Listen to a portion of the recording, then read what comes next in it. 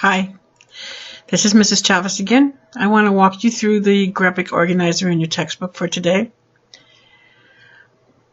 One of the things that I think that we need to look at is the idea of how all these things came about. In the 1700s, France was pretty much considered the most advanced country of Europe.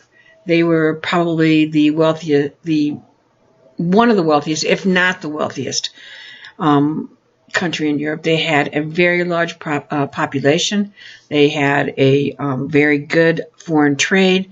It was the center of the Enlightenment. The Enlightenment begins in France, and their culture was praised and imitated by other cultures in the rest of the world. However, the appearance of success was really deceiving. There was a great unrest in France caused by bad harvest, high prices, high taxes, and the disturbing questions raised by the Enlightenment ideas of Locke and Rousseau and Voltaire. So on your graphic organizer, you're going to have to open your textbook to page 651. We're starting with 23.1. And on your graphic organizer, the first part is asking, how did each of the following contribute to the revolutionary mood in France? We're going to start with the three estates. So you ask yourself, how did the three estates contribute to the revolutionary mood in France? Well, two of the estates had privileges, including access to high office and exemptions from paying taxes that weren't granted to the members of the third. The Roman Catholic Church, whose clergy formed the first estate, owned 10% of the land in France. It provided education and relief services to the poor and contributed about 2% of its income to the government. The second estate was made up of rich nobles, and they accounted for just 2% of the population, and they owned 20% of the land and paid almost no taxes at all. The majority of the clergy and the nobility scorned the ideas of the Enlightenment. They thought that they were radical and that it threatened their status and power as privileged people. The third estate, well, they were 97% of the population. These three groups that made up the estates, they differed greatly in their economic conditions. The first group, the bourgeoisie, or middle class as they were often called, were bankers, factory owners, merchants, professionals, and skilled artisans. The second group, hold on a second, I'm looking for this. The second group were the poorest group within the third estate. These were the urban workers. They included tradespeople, apprentices, laborers, domestic servants. They were paid very low wages, and they were frequently out of work. They often went hungry, and if the cost of bread rose, mobs of these workers would attack the grain carts and bread shops to steal whatever they needed to feed their families. Peasants formed that largest group within the third estate. More than 80% of France's 26 million people were peasants. And peasants paid about half of their income in dues to nobles, to the Catholic Church, and, of course, taxes to the king's agents. They even paid taxes on such basic staples as salt. Peasants and the urban poor resented the clergy and the nobles for their privileges and special treatment. The heavily taxed and discontented third estate was very eager for change. So I'll give you some time to make sure you write down all the highlighted sections of that part under your question number 1. Your second category is Enlightenment ideas. How did the Enlightenment ideas contribute to the revolutionary mood in France? Well, in addition to the growing resentment among the lower classes, other factors contributed to the revolutionary mood in France. New ideas about government, serious economic problems, and weak and indecisive leadership all helped to generate a desire for change. New views about the power and authority in government were spreading among the third estate. Members of the third estate were inspired by the success of the American Revolution. They began questioning these long-standing notions about the structure of how society should work.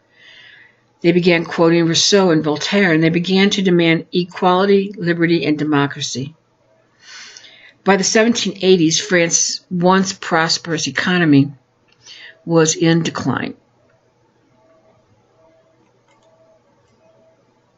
I'll give you some time to put down your notes on the Enlightenment ideas that are highlighted in blue, and we'll move on to the economic crisis.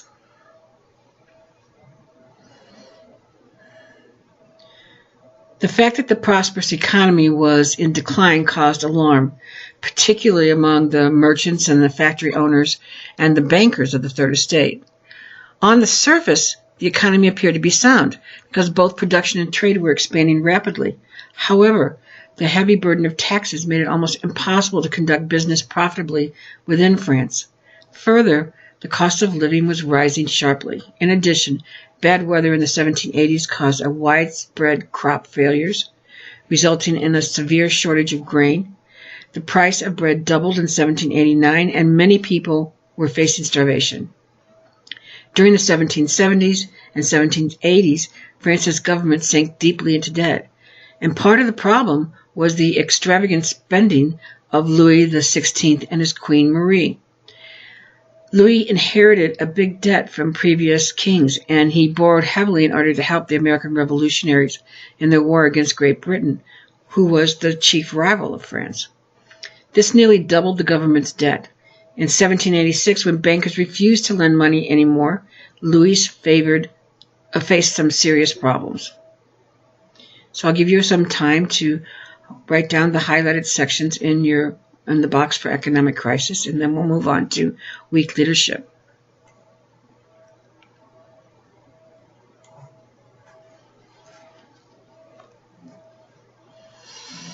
A weak leader. Strong leaders might have solved these and other problems. Louis XVI, however, was very indecisive. He couldn't make up his mind. He allowed matters to drift. He didn't pay any attention to the advisors. He didn't have any patience for the details of governing, and the Queen only added to his problems. She often interfered in the government and frequently offered Louis poor advice. Further, since she was a member of the royal family of Austria, France's longtime enemy, Marie Antoinette had been unpopular from the moment she set foot in France. Her behavior only made the situation worse. As queen, she spent so much money on gowns, jewels, gambling, gifts that she became known as Madame Deficit. Well, rather than cutting expenses, Louis put off dealing with the emergency until he practically had no money left at all. His solution was to impose taxes on the nobility. He couldn't impose any more taxes on the Third Estate because they were already poor enough. So instead of being able to impose taxes on the Second Estate decided that they were going to call a national assembly of the Estates General. So this was an assembly of representatives from all three estates. These were delegates. They came to approve this new tax. And the meeting of the Estates General was the first one that's been held in 175 years. So you can see how effective that actual body was at the time. So they held the first meeting in 175 years at Versailles on May 5th, 1789. I'll give you some time to put the highlights that are in orange on in your textbook, and then we'll move on.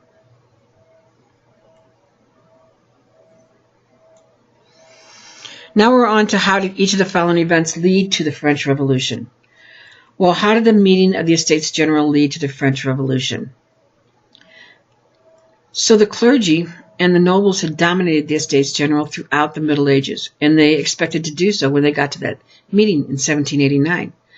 Under the Assembly's medieval rules, each estate's delegates met in a separate hall to vote, and each estate had one vote. The two privileged estates could always outvote the Third Estate. They always ganged together to outvote the Third Estate. I'll give you some time to put down your highlights that are in pink, hot pink, and then we'll move on to the establishment of the National Assembly.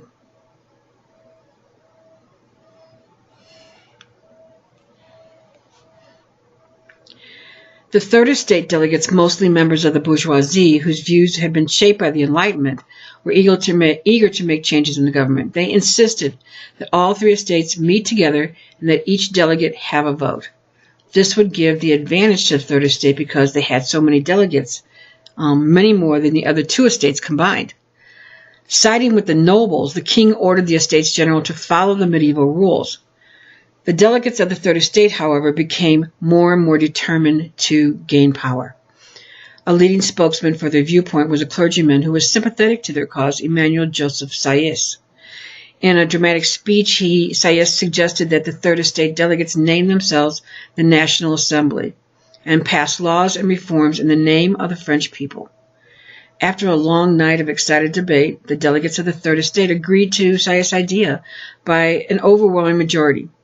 On June 17, 1789, they voted to establish the National Assembly, in effect proclaiming the end of absolute monarchy and the beginning of representative government. This vote was the first deliberate act of the revolution. This is in purple in your textbook. You want to get it down on your notes. And we're going to move on to the tennis court oath. Well, 3 days later, the Third Estate delegates found themselves locked out of their meeting room.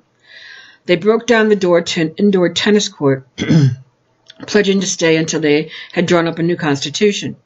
This pledge became known as the tennis court oath. And soon after, nobles and members of the clergy who favored reform joined the Third Estate delegates. In response to these events, Louis stationed his mercenary army of Swiss guards around the Palace of Versailles. This is in yellow, highlighted in yellow in your textbook. And we're moving on to number 8, which is about the storming of the Bastille. In Paris, rumors were flying all over the place. Some people suggested that Louis was intent on using military force to dismiss the new National Assembly. Others charged that the foreign troops were coming to Paris to massacre the French citizens.